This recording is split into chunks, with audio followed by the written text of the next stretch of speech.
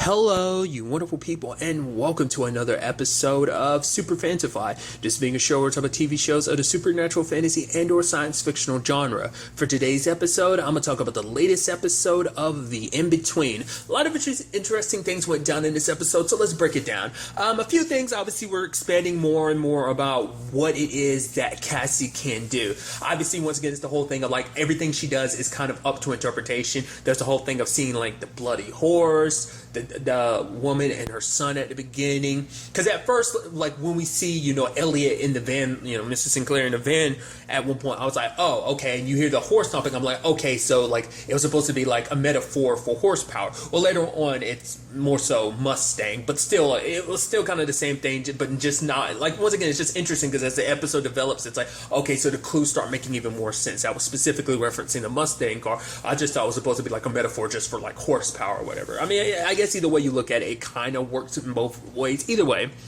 But it's actually kind of a very sad case. It involves, a dude whose wife and son went missing. I couldn't help but feel like he was guilty the entire time. Just because to me it felt weird, because it seemed like he was so quick to jump on the whole aspect of like, oh yeah, something must have happened. And it just made me go like, okay, I guess in the grand scheme of things, maybe he felt like it was almost going to be karma. Maybe on some shape or form for the past 4 years, like obviously I'll get to it soon enough, but he thought maybe something was going to happen because of what he did all those years ago. So maybe that's what it is. Like I kind of figured things out pretty quickly when it was like, okay, when Cassie figured out this, they found out the whole dude, John, who was behind all of this, like what his part to play in this. I was like, okay, so things started making sense. I think obviously that's why Mr. Sinclair like wouldn't drive anymore, is because of the incident that happened all those years ago. But it's like everything, obviously ends up being true about like, oh yeah, the van that ends up hitting the wife, and then the son being in a situation where his blood's being drawn. All of this is because John's trying to get revenge, because 4 years ago, Sinclair killed his girlfriend and son. And even though they weren't blood related, as Tom kind of points out, you don't have to be blood related just to be like father and child, obviously with him and Cassie, for example. So it's actually like, once again, it kind of feeds into the sadness of this episode, because it's like, yes, he did something a long time ago, and yes, he should pay for it, but it's sad because for John, it's like later on, it's like, oh yeah, because it's interesting because obviously they catch John pretty early on, even kind of morbid. It almost seemed like some mega level of torture, but it's like he was like, Sinclair was strapped into the chair, like his eyeballs were like taped open so he can watch on repeat his wife getting hit by the car. It's like, wow, he actually recorded that, and then like having the live stream of what's happening to his son. It's like, that's super messed up. Like, you get where he's coming from. In no shape or form would you justify. You understand the pain he's going through, but it's still messed up to do that. Like, obviously you're pissed at Sinclair, but you want to punish him by taking away the people that were important to him, just like the people that were important to you were taken away. And it's just kind of, and it's interesting, like, yeah, Sinclair is made a confession, and yes, he's going to go to jail for like 10 years for what he did, but for him, it's like, John is like, that's not enough. Like, the fact of the matter is, I've had to sit with this for 4 years, and the fact of the matter is, I don't want him to be able to go to be in jail. He'll be able to kind of stay sane and alive, being like, at least my son's out there, at least he's okay. Being like, the fact is that, because I guess at that point in time, he didn't know they had found the wife yet. So I think for him, it was probably just maybe a situation, or maybe, I don't know, maybe he felt like, well, because she was in critical condition, so probably he felt like she was going to die anyway. But nevertheless, for him, it's like, I don't want you to even be able to think like, oh, your son is out there living his life. What kind of job does he have? What kind of life does he have? Like, because for John, it's like, I was robbed of that. I was robbed of my son's life and the life he could have led. Like, all that was taken from him. So why should your son get to have that? Like, it's so sad, because for him, it's like, I don't feel anything for Sinclair. He took something important from me. It's like, whatever happens, like, he got satisfaction knowing that, for him, it's like the way he was even talking about, he's like, almost like, oh, this weight's off my chest. The fact of the matter is, grief is like a rabid dog that you keep at bay. The fact is, it doesn't just go away. It doesn't heal with time. He's like, for the past 4 years, I spent, and for him, I think it's that thing of, well, if you caught up with this season of Cloak and Dagger, there's a character that popped up this season that kind of, the whole situation of a character who can pass on pain, essentially. that's why I kind of feel like this situation was. It's just kind of like a, hey, like the fact of the matter is I have all this pain. I want you to kind of feel it too. You know, the migraines are about to start. Like the fact is you just, you know, because I mean, it's just sad, you know, because, you know, for John, it's like his entire world got flipped upside down. So you understand, you know, what he's feeling, but it's still just this sad fact is that he was going to, you know, kill innocent people for that. Luckily, when it was all said and done, both, you know, Miss Sinclair and their son are going to be better off. I mean, granted, John is still being punished, you know, and now, you know, Elliot's being punished, but, you know, at least he had, you know, because John, you know, is going to hurt even more, because for him it's like, what about what I lost? It's like Elliot doesn't get to suffer that. Like, yeah, he's going to jail for what he did, but, you know, I'm sure that's not going to make anything better. So there is a silver lining to this situation, but it's just a tragic story all around, you know. So now that's interesting. Now that's just one side of this case, because there's a lot of other interesting details to bring up, obviously, with Cassie's side of things. Like the fact of the matter is Ed sticking around. Obviously, she didn't quite know who Ed was. And I think that speaks volumes on who Cassie is. Because the fact is, you know, it's like dealing with a lot of stuff. At no point in time during the episode did she go, yeah, I'm seeing Ed. She was going to talk to Tom about it, but she decided not to, because I think for her it's like she I think she says some stuff here and there enough to, you know, she doesn't want anyone else to worry, like whether it be Tom or whether it be Brian, which now that's something that's interesting, like the whole Brian thing of like him repeating himself, and even Cassie be like, you already said that. He's like, right, that's why I need to take time off. It's like, okay, there's something there. What exactly, I don't know, but that might be the thing of like, maybe that's why he's kind of getting very protective of her. Like, he probably always has been very protective of her, of like this whole situation, but for him it's like, maybe he might be sick and maybe something's happening to him, and he wants to kind of make sure that she's okay before he's going, maybe make sure her and Tom are okay, you know, because maybe something's going to happen to him and he doesn't want Tom to kind of lose both of them, and then, you know, things that keep spiraling, and maybe something ends up happening to Cassie, and, you know, or maybe it's like malevolent spirits and stuff like that. Maybe it has something to do with it, because we end up learning that, no surprise, this is a hereditary thing, because apparently Cassie's mom dealt with. I wonder, is it like a long line in Cassie's family? I wonder, is it a situation of like it just happens to anyone in Cassie's side, you know, part of the family, or is it going to be a situation of like it's only like the women in their side of the family? Like, is it just I'd assume it is only like a thing in her mom's side of the family, because Brian talks about like, oh, the fact is that she dealt with malevolent spirits in other non-healthy ways. I'm assuming that's like drugs and stuff, kind of like if you're familiar with the Umbrella Academy, probably something similar to Klaus. You know, it's probably kind of a similar situation is what I kind of assume. But, you know, Cassie has to be like, no, it's not like that for me. But I think that's because it hasn't hit in that like bad spot for Cassie, because I think she's still in enough of the stage where she's kind of away from it still. She has that layer of separation, but her mom, it probably got to the point that layer kind of disappeared, and it was just probably like a full-blown flood kind of pouring into her head just to quiet the voices. Because at very least right now, because Cassie talks about it, the fact is that she has kind of like a mental block. She told Ed to get out, and she kind of keeps him there. But to be fair, he pops up later on, so part of me wonders, is it just because of the case, or is it just because like he's able to kind of push past her mental block? It's enough for now, but even she's like, yeah, eventually stuff just slips through anyway. Like, as you know, she's like, it doesn't always help. So it's interesting, because Ed comes to her because for him it's like, okay, I will help you, but you have to help me in the end. And it's like, okay. And he ends up bringing up this like thing later on I thought was kind of an interesting metaphor for like this situation, because he's like, kids at a beach. He basically made a comparison between Cassie and the in-between, like a little kid at a beach, and, you know, it's like, oh, the vast ocean's in front of them. Kids run toward it, you know, but then they immediately run away the moment the cold waves hit them. And it's like, yeah, you have a right to be afraid of the in-between. It is a large and vast ocean. It's vaster and bigger than any ocean.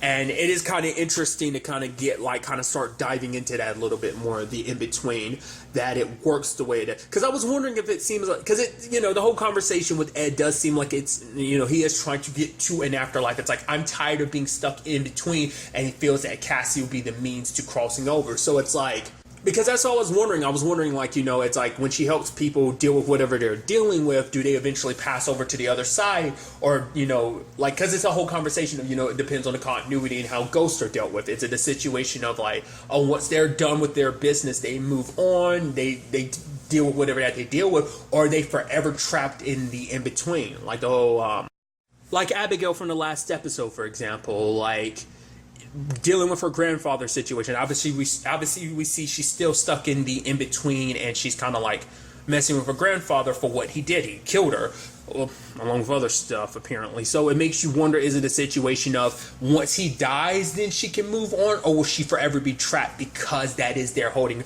Like, is there a way to kind of move people on? Has Cassie ever done it before? I mean, I guess it would depend on the spirits, because like there's certain spirits, at least that we see, that don't necessarily revisit her when she has her visions and stuff. So it's like, is that necessarily those? Well, I'd assume, like, John's girlfriend and child, like at the beginning of the episode when they came to her, I guess that's a situation of like their spirits are in the afterlife and they come over just because, because Cassie looks at it like the universe, there's a part for her to play in this whole situation, that the universe shows her what she needs to see at, when she needs to see it. So it makes you wonder how that whole situation works, whether they are there somewhere in the stuck in the in between, and the fact is they come to Cassie, but the fact is they don't repeat, they don't stick around like Abigail or Ed do. So it might seem like they are in a different case. Maybe it's because they are vengeful spirits to a certain extent, because even Abigail was, because she had a grudge, held against a grudge against her mom's and then eventually like her grandfather.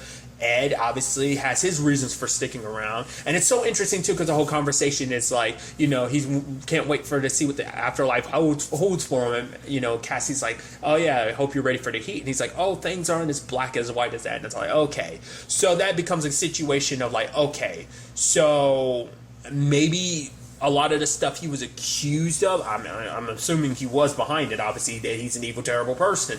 Maybe there's more to that situation, or maybe he's just simply implying like, oh, what happens here in the in-between plays on a completely different scale than what happens in the living realm, So that's why I'm curious, because the fact is, I guess because Cassie is, she is part of that in between. She exists in both worlds, in that she exists between life and death, being that conduit. I guess that's going to be the key to potentially finding an afterlife. Because I guess because the way Ed's like, oh, you'll help me out, we'll see to it soon enough. So it's like, we're definitely going to be seeing more of Ed. And that's the thing. If Ed feels like this, who's to say other spirits won't come to Cassie wanting the exact same thing of like, oh yeah, like, help me, I know you helped out Ed, and like that's just going to add more to it. And that's one of the reasons why Tom, because obviously the conversation with Brian last episode of being like, yeah, we don't need to put too much on her. Like, if we let this whole ghost thing go, like if you don't go to her for cases and stuff like that, then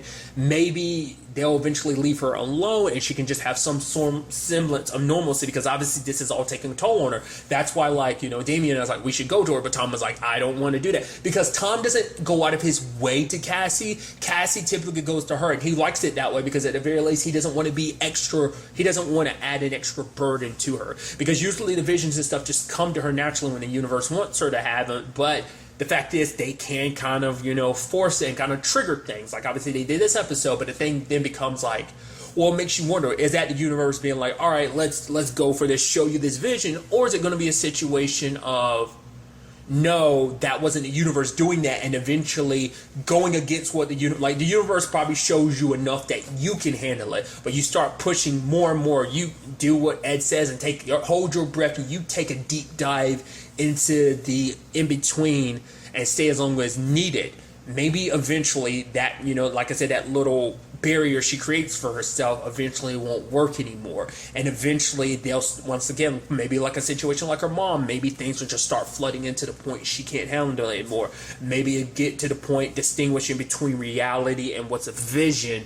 I mean, this is her at a point where it's like, oh, she's dealt with this all her life, so she's used to it. She's like, okay, that was a vision. I mean, it's usually easy enough to tell, but I think eventually it might get to the point she might not be able to tell anymore, and that might be the dangers of it. That might be what, I mean, especially when you see other people's faces, see some of the horrible stuff that people gone through, like she does in her vision, like to see it and most likely feel it, that's a lot. And once again, she handles it amazingly, because you wouldn't think so. She just kind of like, she's just so okay with everything, and it's like, I think that comes with having dealt with it your entire life. I think in its sense, it's impressive she isn't a mess, I think, because any other person would probably fall apart because of this. But to be fair, it's a family thing, so maybe her mom prepared her for it. Maybe she's always been prepared for it. Who knows? I'm also curious about her father's situation, like what that situation was. Was he in her life? Is he not? If he's not in her life, maybe say I would assume, like, if he was dead, do you think she would see something in that case? What about her mom? Well, to be fair, maybe it's not. Well, I'd assume that they are dead, but it could just be a situation of maybe her dad's dead, maybe her mom's actually alive, she's just locked up somewhere just because she kind of broke because of all of this. There's always a possibility. I don't remember if they brought it up in the first episode. I don't think they brought it up of like whether her parents are dead or not. Just that fact is that Tom took her in, so it's like, I mean, it could be different circumstances. Maybe both her parents are dead, which that could open up a possibility of her eventually seeing them. Maybe especially if she needs advice, especially if she dives so deep into the in-between. It makes you wonder what happens to people like them when it comes to how does the in-between affect them specifically. Can they go to other, use an example of Cassie, like if her mom's dead, could her mom come to her, or would the rules be a little bit different because of their connection to life and death? Who knows, I'm curious about that. But then there's also the situation with Damien. When it was all said and done, the whole Sally situation comes up. And, it's like, oh, she was his fiance, girlfriend, but he never got a chance to propose. Apparently, it's bacterial meningitis that led to her being in her situation. She was supposed to be in Seattle to be close to family. And obviously, he transferred over for her sake. So obviously, and it's so interesting too, kind of showing you what also else that Cassie's capable of. For her, it's like, oh yeah, my grandmother had, dementia, she lost the ability to talk, but I still talk to her because of my gift. I can do the same thing for you and Sally sometime, like let you know what she's thinking. If, it's not a guarantee, but maybe I can still try. And he's like, yeah, also don't tell Tom that this is the reason why I came to Seattle, because I don't want him to think like I'm distracted or whatever. And I'm like, the fact is he's like that makes me kind of feel like there is more to this Sally situation. I don't think it was bacterial meningitis. I think something happened to Sally, and Damien is trying, like, he came to Seattle to investigate it. Like, he saw that something happened to her, found out, and he wants to dive into it. That's what I feel, but I could be 100% wrong.